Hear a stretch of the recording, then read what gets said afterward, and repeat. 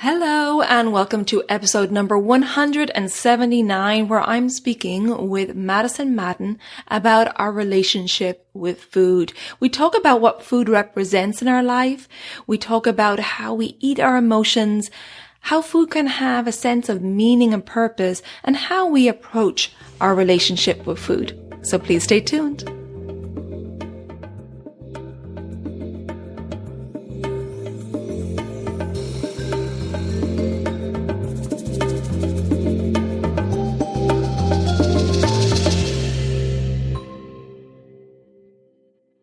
Hello and welcome to the Elements of Ayurveda podcast. I'm your host Colette, and I hope to educate and empower you to take charge of your health and well-being, preventing disease in the body and mind so that you can thrive in life.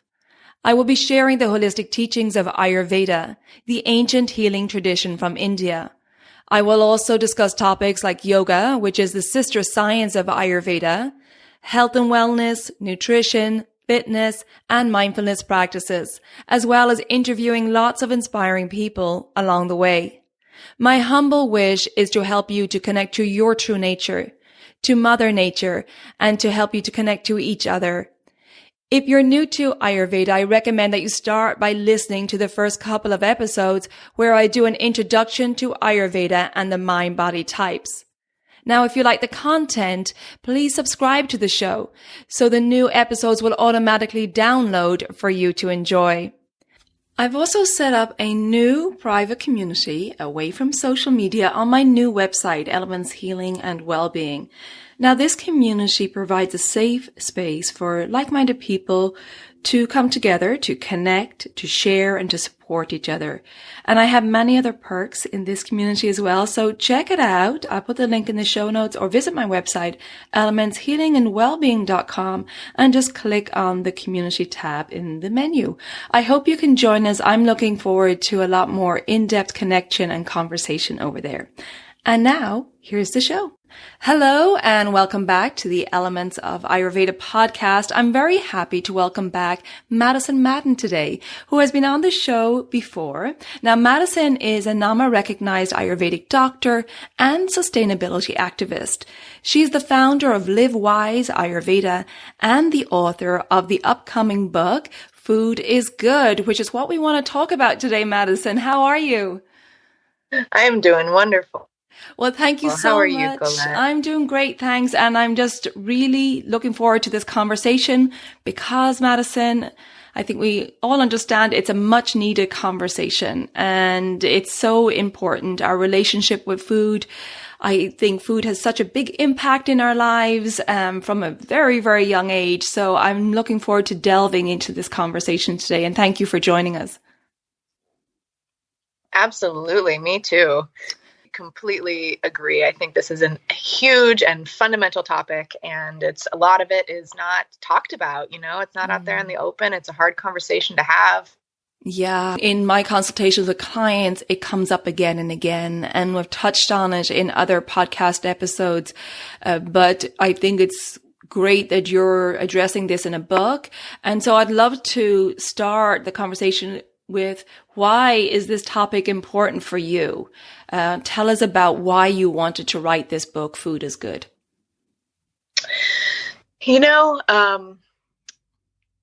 Many years ago, I was really sick.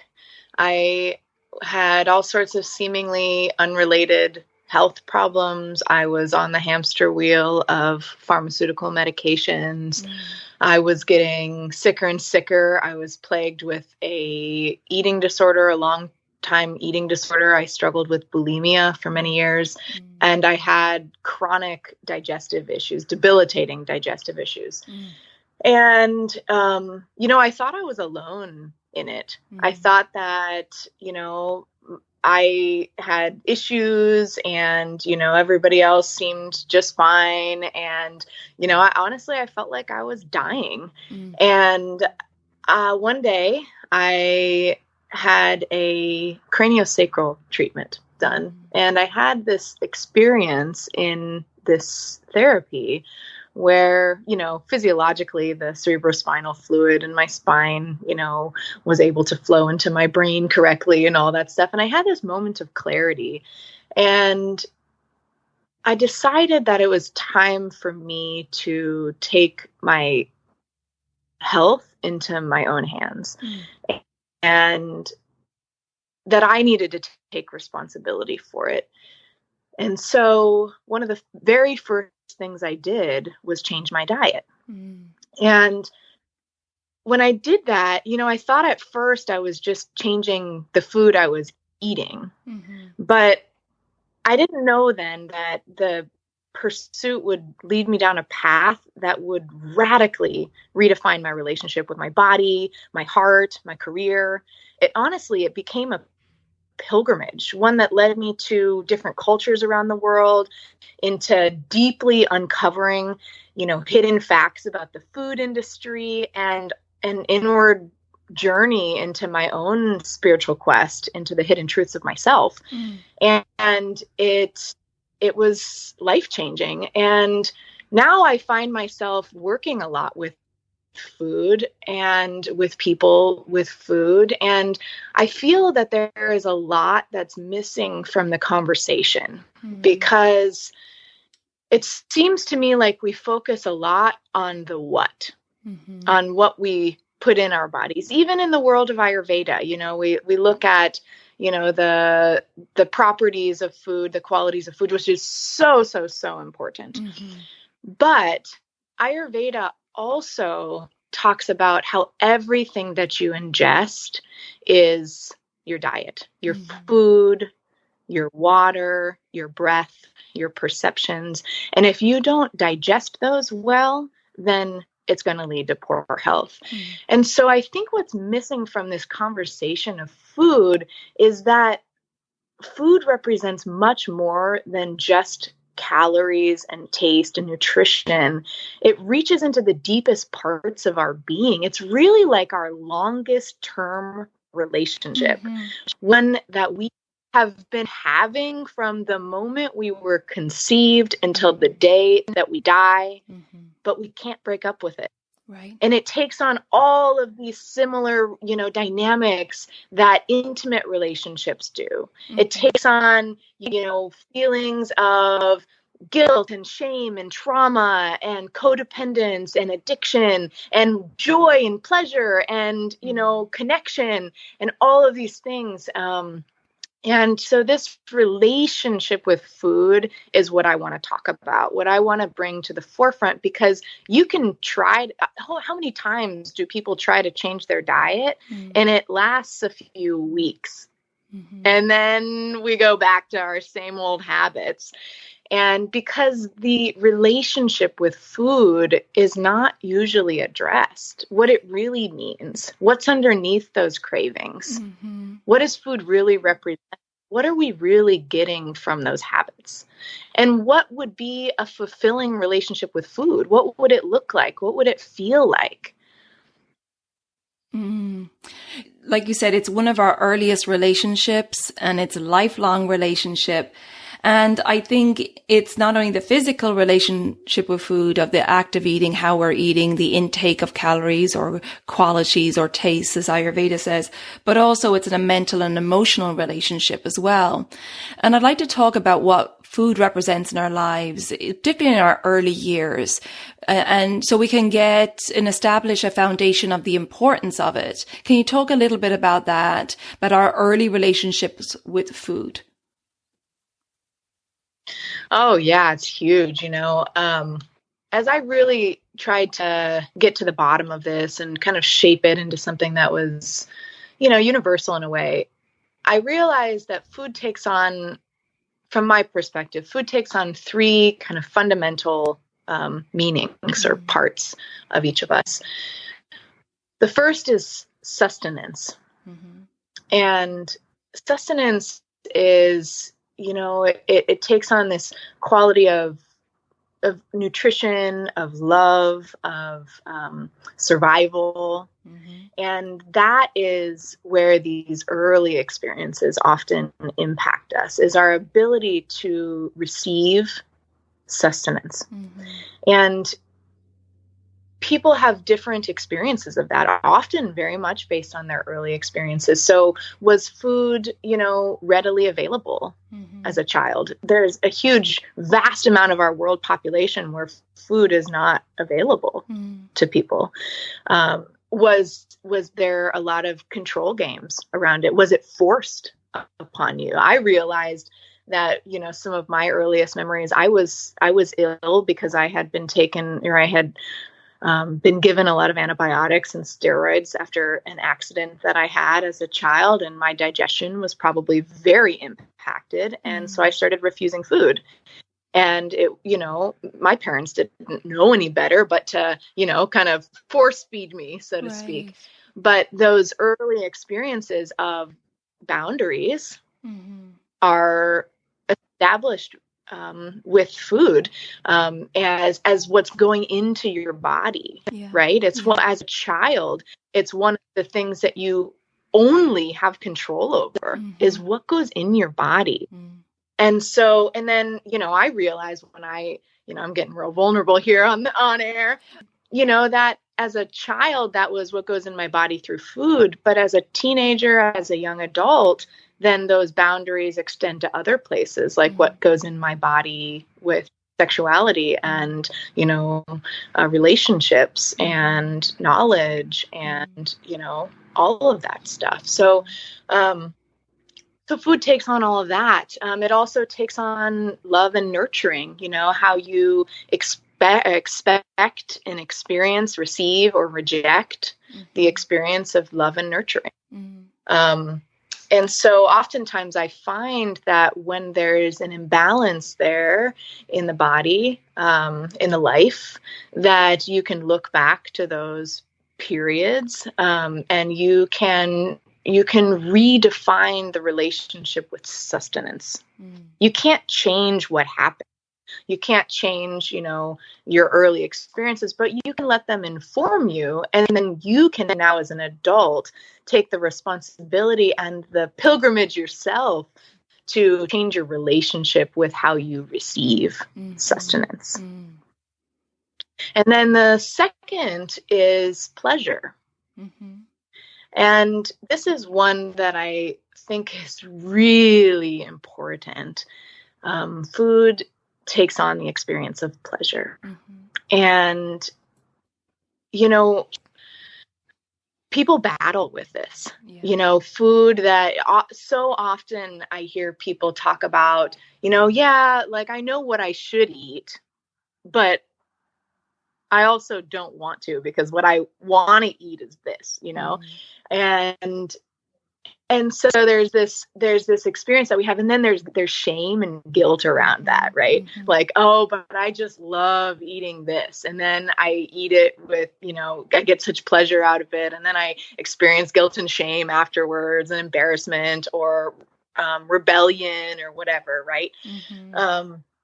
And so there's this disconnect oftentimes from what we think we should do and what we want to do. But if you look at kind of our cultural narrative, that's true with pleasure everywhere.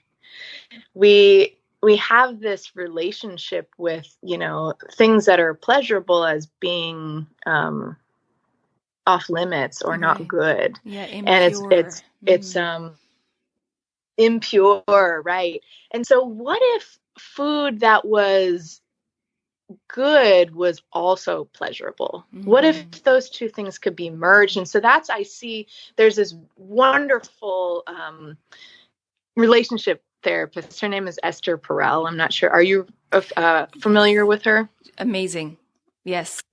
I see our relationship with food taking on a lot of the same dynamics as the way that Esther Perel talks about relationship dynamics, where she talks about, the polarity between the way that we strive for comfort and safety and stability in relationship. And then we also long for desire and novelty and adventure, right? And that often creates challenges in relationship dynamics, because people that we're drawn to for safety and security and home and love and all those things, often, we put those people in a category over here, and then we put other people that, relate to novelty and adventure and eroticism and things like that over here. And it's hard to merge those two things in us. Right. And I see the same thing with our relationship with food. And so the way I like to talk about it is, what if your relationship with food could provide you both safety and sustenance and nourishment, and when you're in the mood, could also provide you with, novelty and sometimes even eroticism. Food can be very erotic. Mm-hmm. Yeah. And romantic, and provide you with that sense of, pleasure. And so both are true. Yes. And I think that's really important, that we don't want to reject either. We want to accept both are true and invite both experiences into our life, because otherwise what's good for us gets boring and bland, and what's pleasurable gets imbalanced. Yeah, absolutely. Absolutely. I think that's a wonderful point you just made, Madison. And just to explain to people that Esther Perel is a French relationship coach, or she's more than a relationship coach. Do you have her correct title? She's a therapist, she focuses on relationships and sexuality. Yeah. And it's really worth checking her out, because she has such an amazing outlook and just really inspiring, work that she does. And I think that's amazing that you're correlating our actual relationships with that relationship we have with food. And I totally agree with you, Madison. It's, if we have this rigidity, or we have this, this discipline around eating, I think that creates a lot of stress. And I talk about this over and over again with clients, is if we have this, the idea of it must be a certain way, and it must be, and there's a lot of control around it, that creates stress in our body. And there's no fun in it. There's none of that pleasure that you're talking about. Yeah. And I love what you just said, because it reminds me the imagery that came with, that connection between discipline and freedom, right? Mm-hmm. Reminds me of yoga. Yeah. That's yoga is a disciplined practice, but the word asana translates to a pleasurable experience in its own way. And so ultimately this disciplined practice, these disciplined asanas and form, ultimately what they do is every single posture opens up the heart, opens up the chest, opens up the breath. And then when you have that experience, you have this deep transcendental experience of pleasure. And I don't mean sexual pleasure, which that's good too, but I mean like pleasure of your heart's fulfillment. And it's this very, open, relaxed, centered experience. And so that relationship between discipline and freedom is something that I think underneath each one of us is deeply longing for, because that's what creates even, in exercise, with when you're exercising your muscles, you want that balance between form and contraction and flexibility, right? There's this balance here that we're always trying to strike. And that balance between those two polarities is what creates balance in the body, the mind, and the life. Yeah. And so I think very true with food as well. So true. Absolutely. Now, because I have many more questions, but before we go forward, I want to make sure we cover the three meanings of food in our lives. And when you talked about sustenance and pleasure, correct? We did. Yes. So the third one is offering. And by offering, I mean that food takes on, one of the stories that I talk about is as I was writing this book, I hit this part, and I was kind of having a hard time truly expressing what it was that I was trying to say here. And I took a break and I went to the dog park with my dog, and I met this woman, and we got to talking, and serendipitously, she just started saying to me, talking to me about her relationship with food and how it was really nutrition that she was struggling with. It was her relationship with food. And I was like, oh my gosh, I'm writing this book on the relationship with food, And so we got to talking, and we had this wonderful serendipitous conversation. And one of the things she said to me, she said, I just don't like cooking for myself, just for myself.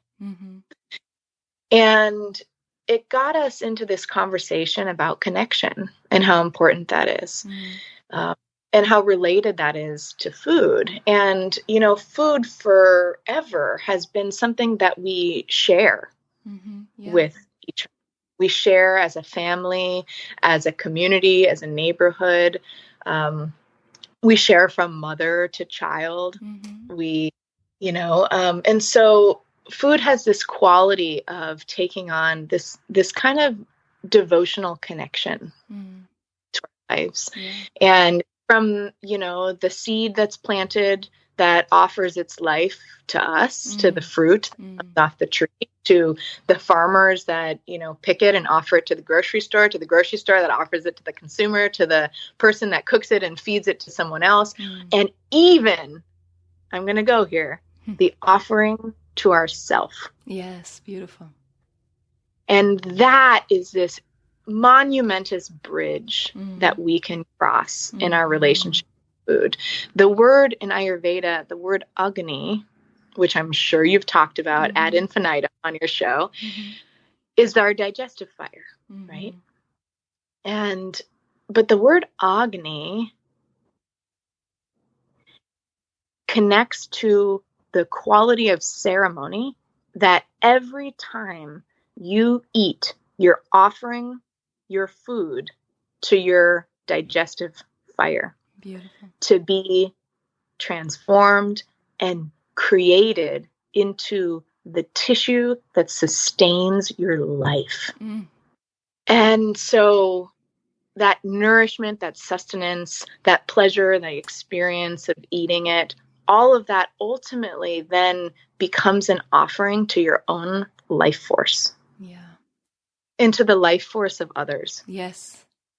Beautiful. And so food becomes this avenue of connection, and connection to the earth, because our food comes from the earth, connection to the divine, because it's our life force that sustains us and connects us to both, and our connection to ourselves and our connection to our community.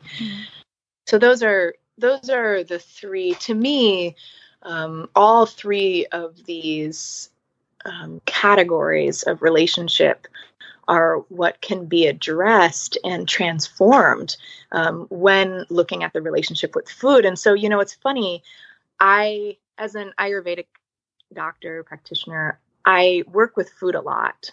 And I work with food very specifically. I give people very specific guidance, on what foods are good for them and not good for them, or certain, all sorts of, we can get so nitty gritty with it. Right. But if this relationship isn't addressed, then I know that it doesn't work.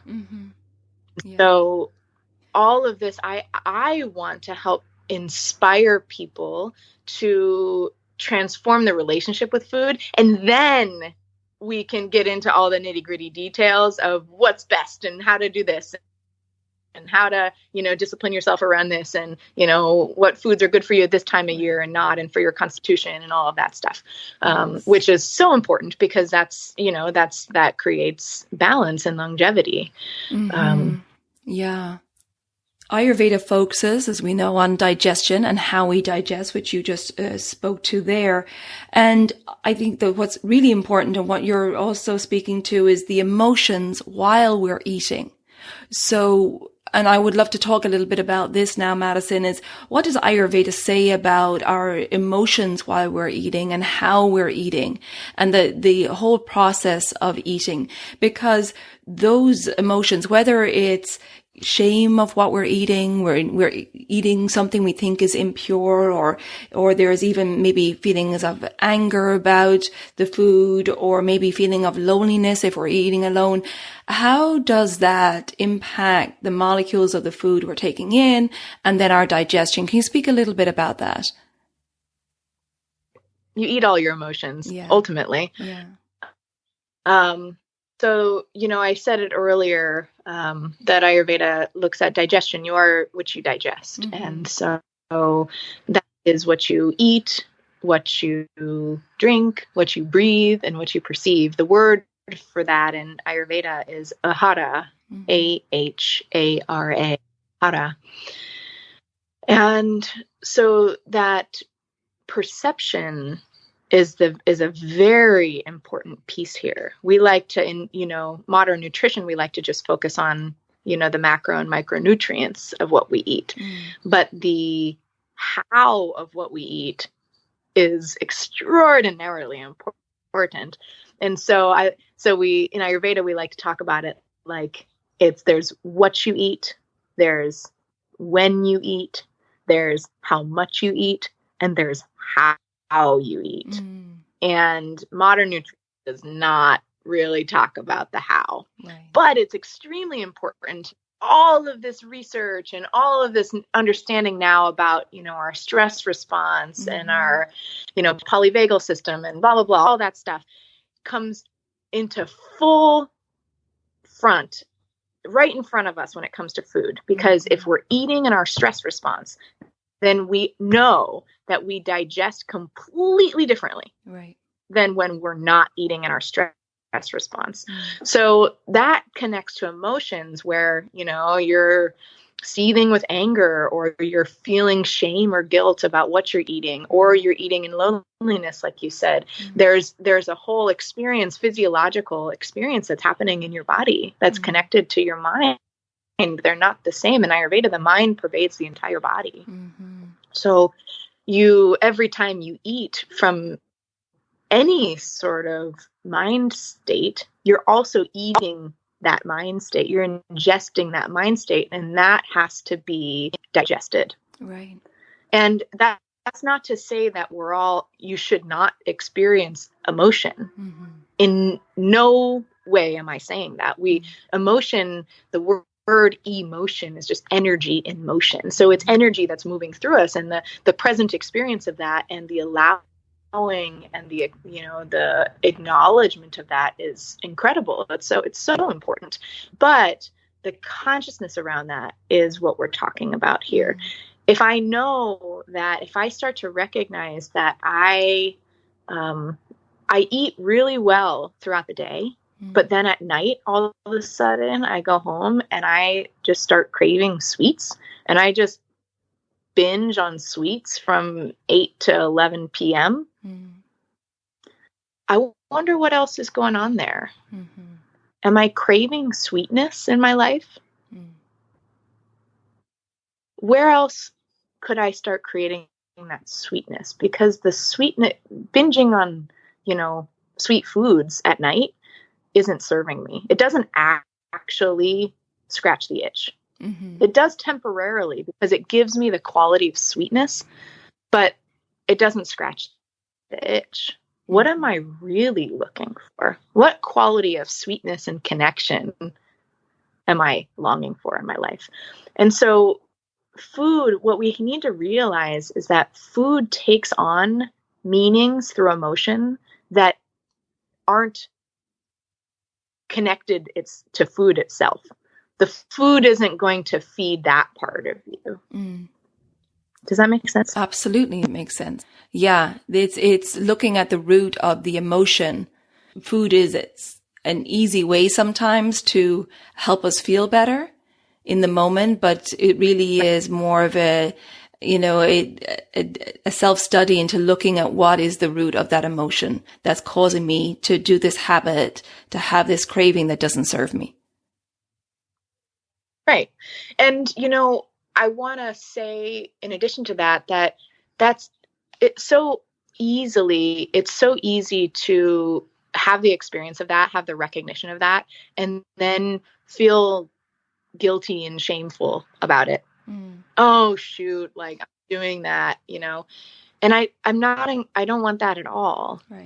I want us to recognize that and honor it, and then find a way to feed the craving. Right. For real. Right. As opposed to use food as a Band-Aid. Yes, exactly. And for me, I just talked about it in a recent episode I did with a client on peeling back the layers. This is something that happens on everyone's journey, I believe. We talked about before we hit the record button, Madison, about how we are all touched by the relationship with food. We all know that we've had either stages in our life or continue to have some challenges in our relationship with food because it's such an integral part of our life. And I think that this is just part of our journey, and that there's no need to have shame around it or regrets or any anger or any like that. Is just seeing this as, okay, this is something I need to look at. This is something I need to delve deeper. I need to pull back the layers on this and see what is the root of this action that I'm taking with food, and what is the real emotion. So that if I want to continue on my healing journey, that I'm looking a little deeper. Food is providing, like you said, that Band-Aid right now. But if I really want to continue on my healing journey, I need to dig a little deeper, have a little self-inquiry, and really reflect on what's truly going on. And again, looking at it with curiosity rather than with any shame or regrets. Yeah. And honestly, have a little fun doing it. Right. It can, just like a relationship. So, okay, oftentimes we see people out in the world, and we see people that are married or have a relationship or what. It doesn't have to be a marriage relationship, and it seems all good, right? Mm-hmm. And then, but we all know that relationships take work, and it's a constant work. We have this somehow. Oftentimes we create this fantasy that you just get somewhere in a relationship and then it's forever just good, right? But come on, let's break the bubble. Relationships take work. And so the relationship with food does too. It's this dynamic experience that you can continue to discover, and it can be a mirror to discover parts of you that, that changes and evolves over time. And it can be fun and exploratory and fascinating. Yeah. I think that's a huge, we talked earlier about kind of a bridge, and I think that's a huge bridge where, we kind of pop this bubble of like, okay, like I can have fun. I can enjoy this process of self-discovery and changing my relationship with food. Yeah. And that's huge, because then that kind of, when you stop taking it so seriously, even though it's serious, it's important. But when you stop taking yourself so seriously, it kind of lightens up the whole thing, and it allows you to start kind of shifting and changing and evolving in a way that's honestly more enjoyable. Yeah. And it's like I was saying, it's a self-study. It's, if we're looking at it through the lens of curiosity and going, wow, this is fascinating. Where does this heart of my personality stem from, and how is it not only affecting my relationship with food, but maybe my other relationships and how I am in the world? And yeah, it is. I think it can be a really fascinating and wonderful journey. And it is all about the way we look at it and perceive it and take it on, that it doesn't have to be arduous. It doesn't have to be something that's traumatic, but really looking at it with the eyes, like, I really want to feel holistically healthy and have a great relationship with food. And so let's, do a little digging and see and uncover where there may be belief systems or patterns that are not serving me. Yeah, absolutely. And one thing we didn't talk about yet is that, your diet and food can really take on a feeling of meaning and purpose too. Food is deeply, deeply connected to so many of the macro global trends and issues that we have going on in the world that that affects us all individually and collectively. And when you start to see food that way and recognize it and realize that you do have every purchase, every meal that you eat you are voting with that, it does impact the world, your food preferences. And so I like to recommend or encourage people to look at the way that their dietary habits connect to the things that they care about, whether that be the environment, or whether that be animal rights, or whether that be plastic, or whether that be, community engagement or homelessness or whatever, any of those things that have feel important. And if you go down that path, actually your diet and your food and the way that you relate to it has this great, beautiful purpose to it. And that can help fuel the inspiration when you start to get stuck in, your personal circle around it. Yeah, I think that's a great point. And the energy in which the food is produced. And, we know that's important in Ayurveda as well. And where you're just having knowledge and interest around where your food is coming from and how it's processed. And very important in today's world, as we know, because there's mass processing and factory farms and so on. So having that awareness as well. And again, without being super rigid about it, but just having an interest and a curiosity and learning where the good sources are, like the farmers market, and we talked about the connection, making that connection with your local farmers. That's important as well. Yeah. It seems like a very big thing to take on, and it can sometimes be overwhelming. But I really feel that sparking and sustaining a quality of inspiration is what is the key to change.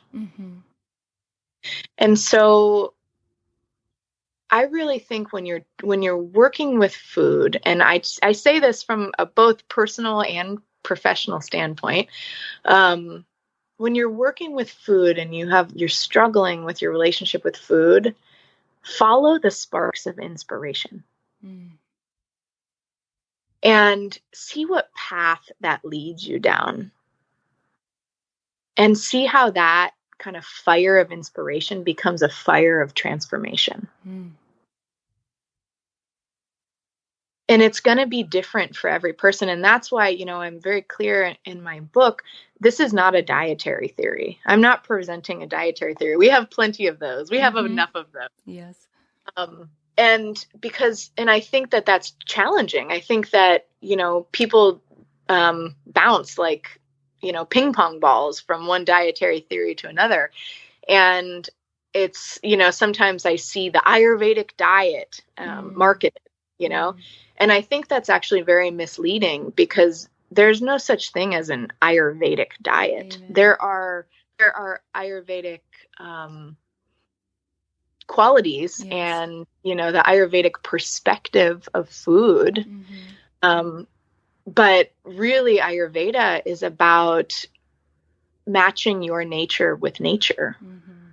And that is building a relationship between your body, your mind, your heart, your soul, and the environment.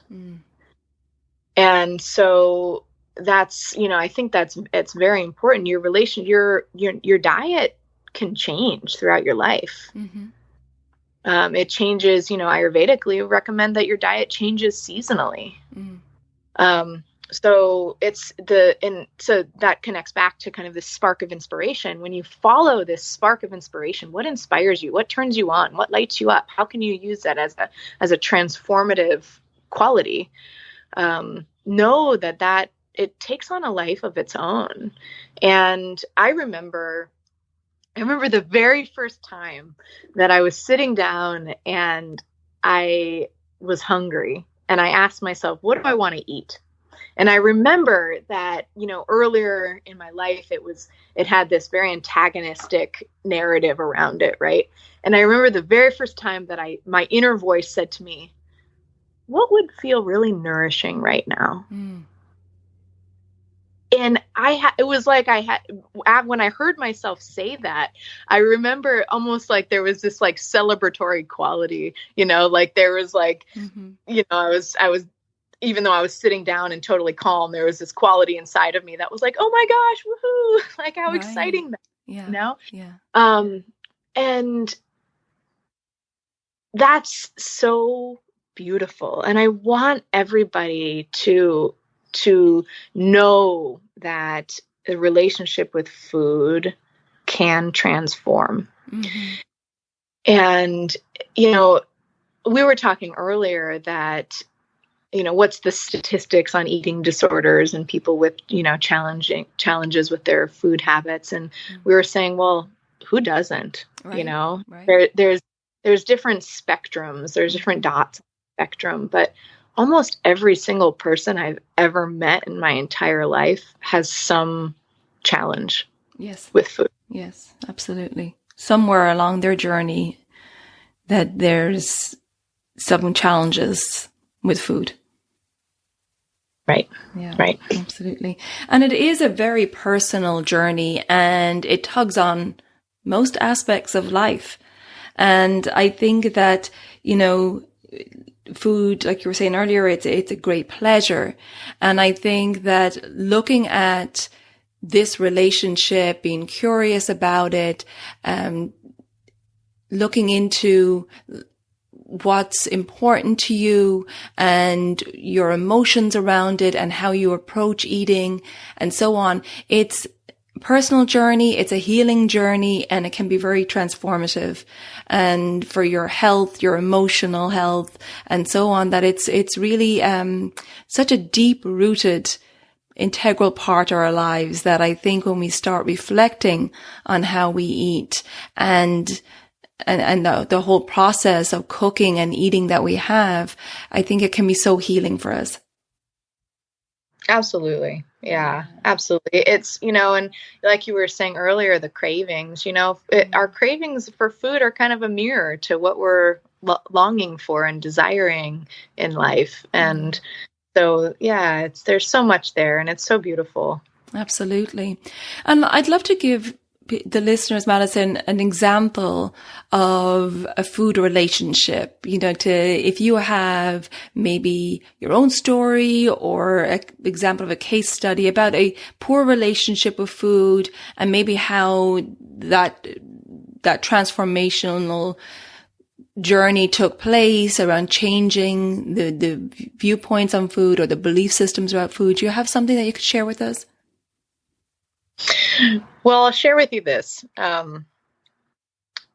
the beginning of my book, I mentioned kind of the connection between food and relationship, and I am, similar to an intimate relationship. And for me, a few years ago, my relationship with food would have sounded something like this. We have an insecure bond. From early on, I wasn't always sure it'd be there for me. So now when I have it, I'm fearful about how long we'll be together. Sometimes I go through periods of feeling more secure and grounded, more self-contained. In those times, I appreciate it and what it gives to me. Other times, I obsessively grasp for it, and then I feel guilty and shameful about my desperation. I punish myself for my greedy behavior.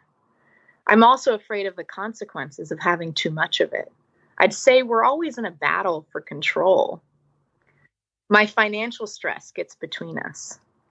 I have a dream that I can make enough money someday that I can just put the price tag aside and enjoy our time together. So do you see the connection there between the kind of dynamics that are at play? Yeah, absolutely. Today, my relationship with food sounds something like this. We generally have a very respectful and symbiotic relationship. It nourishes me and I honor it. We see each other at fairly regular times throughout the day. And while sometimes I dream up amazing things we can do together, most of the time I enjoy our pretty calm day-to-day relationship. Mm-hmm. I don't think about it as much as I used to. Sometimes I get a little bored and feel like I need to spice it up a bit, add some variety. But I enjoy learning new things about it and have really come to understand how misunderstood it is. I feel like we've really come to understand and enjoy one another. It's fun to look back and see the growth of our relationship. We've been through a lot together. That's great. I love the correlation you're making between food and actual relationships, and it's so true. It's so insightful. It does. It takes on this dynamic, and I think that it's really helpful to look at it that way. Yeah, and it shows us the importance of it in our lives, that it is as important as every other relationship we have. Absolutely. And it's lifelong, and we're engaging with our relationship with food every single day. Mm-hmm. Yeah. All absolutely. Day, every day. And it's affecting our health because, as you said earlier, we understand that how we digest this food, the process of digestion becomes our tissues, it becomes our cells. And if we want to have good, healthy tissues, we need to make sure that we have a good relationship with the food, how we're digesting our food and what and when we're eating. Yeah. Everything that you intake either can be medicinal or it can be toxic. Yeah. Every single thing. Mm-hmm. So everything you intake is either going to become part of your body or it's going to be healthfully eliminated or it's going to be stuck as a toxin. Right. And that's the same, like you were saying earlier, with your perceptions, with, your emotions, everything that you intake is either medicinal or toxic. And so when you start to see it that way and you start to feel it, not just think about it that way, but literally feel it, that, this thing that I'm putting in my body, it's literally going to become who I am. Yeah. Yeah. And it's not only the physical food, you could be eating the healthiest food, but again, as well, it's the emotions and the environment in which you're eating that. Is that a healthy environment? Are you going to digest that food well? Or are you eating in an emotional state that's going to affect your digestion, which could create ama? Right. Exactly. Yeah. Exactly. So a lot of it is about awareness, right? Awareness and curiosity, awareness around how you're eating, what you're eating, the emotional state, your relationship with food, and then the curiosity of rather than being judgmental, looking at it with curiosity about what is my relationship and what are the emotions when I'm eating and how am I eating. So I'd like to talk, Madison, as we finish up here, talk about if there's somebody out there who's listening to this and thinking, yes, my relationship with food is poor or does need some work. What are the first steps that they could take in this journey of having a better relationship with food? Well, the first thing I would say is to look at it through an eye of self-compassion. Beautiful. And that being the starting place is a completely different path. It veers you off a completely different path. And it's a really important one. And the other thing I would say is that it's really helpful to approach it with as much honesty as possible. I remember in my journey with the eating disorder I was struggling with, which many people may think that that's extreme, that something like bulimia is extreme. But I'll tell you that it's really not. It's just one dot on the spectrum. It's just a compensation pattern. It was a compensation technique for, basically anxious eating. And so I found that on my journey, I felt like I was alone. I felt very shameful. I felt like it was very dirty and gross, and that it was something that I couldn't share. And when I started to communicate openly both to myself and to other people that I could trust, not to people that were going to feed the antagonistic relationship, but people that would support it. I found that that's when things really started to change for me. And so this combination between the eye of self-compassion and radical honesty with yourself and others, to me, is the fuel for change here. And then, letting that kind of fuel the inspiration and the quest for knowledge. And then Ayurveda can give you so much insight into food and, on all levels, food and how you're ingesting and digesting it. But that, I think, is completely fundamental. And, that sense of honesty is truth. It's, it's the quest for truth in yoga and Ayurveda and all spirituality that we're talking about. And so that hidden sense of shame, guilt, whatever, I've brought those up a lot because those correlate with food a lot. But I think that's absolutely where to start, and find people that can support you in that, that will help you with the supportive relationship as opposed to the antagonistic relationship. Because especially women, I've noticed that starting early on in our lives, that we develop these antagonistic relationships with food and each other, that we feed each other this information about being thin and going on diets and, all this stuff that ultimately feeds this insecurity, that feeds this terrible relationship with food. But it doesn't have to be that way. You can communicate honestly and passionately about food and your experience with it with people, and that can start to change that feeling inside that you have to hold it all in. You have to be thin, you have to diet, you have to do all these things that early on we were taught is the quest for identity, and it's a lie. It is. And thankfully, Ayurveda is a great resource in teaching us that we all have different constitutions and that we all have different body shapes, and that, that there's a healthy body weight for each of us and a healthy relationship for food. And I know that for years throughout my life, I had an unhealthy relationship with food, control my food. I was teased about my weight when I was younger. I really had a lot of emotions around food. And I feel that this journey with Ayurveda has really helped me with my relationship with food hugely.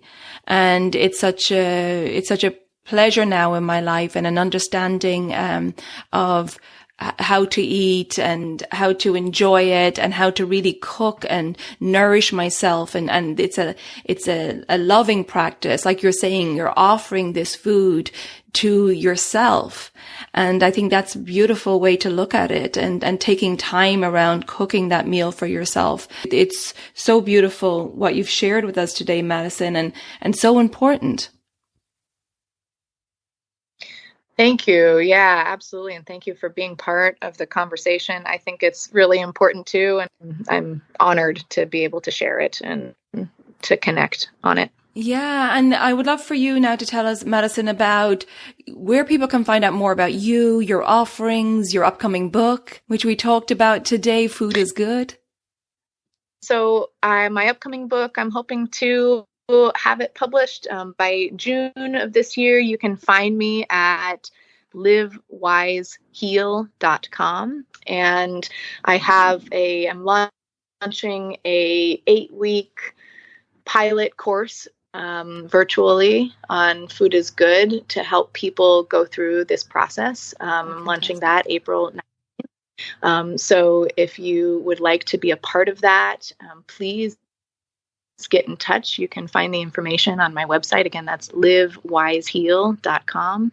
And I love working with people with food and helping people transform their relationships. So I do consultations virtually and in person.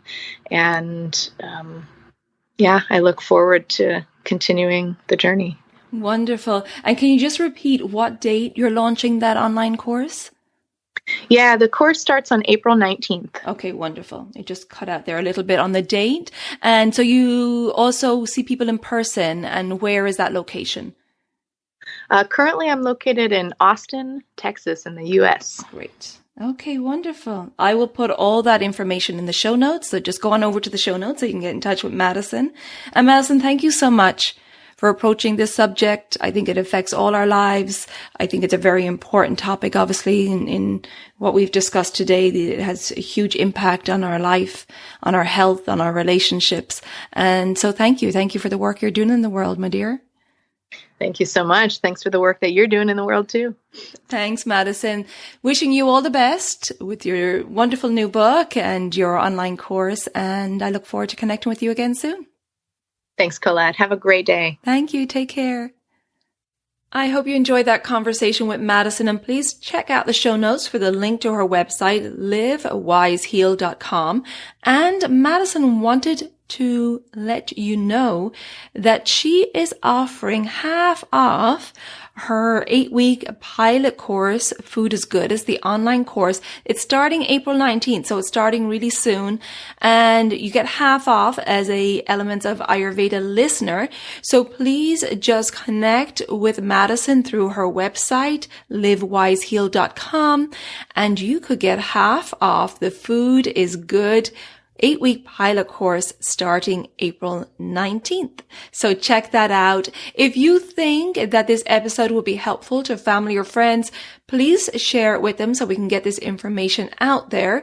And if you would like support on your healing journey, you can check out my online services, consultations, at-home cleanses, and educational programs over on my website, elementshealingandwellbeing.com. And if you have any questions, you can book a free 15-minute Services Enquiry call where I can answer all those questions. Thanks so much for tuning in. If you haven't subscribed to the podcast, please do so the new episodes can automatically download for you. And if you'd like to rate and review the podcast, I would really appreciate that. Until next time, take good care of yourself, be well, and Svan Gofal. Bye for now.